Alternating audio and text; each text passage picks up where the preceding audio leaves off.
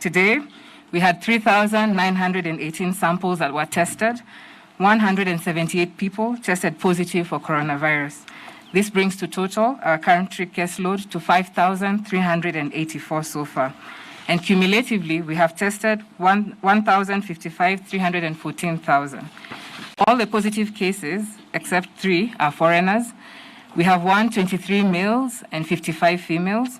And our youngest today is a 1-year-old infant, and the oldest is 76. Nairobi is leading today with 100 cases, followed by Kajiado with 21. We have Migori having 17, Kiambu 16, Busia 8, Mombasa 7, Machakos 4, Nakuru 2, Uasin Gishu, Kericho, and Taita Taveta each have 1 case. It's important to note and to appreciate that today we've discharged 34 patients. This brings the total number of recoveries to 1,857. We have also lost 2 patients today, sadly, and therefore our tally in terms of fatalities comes to 132.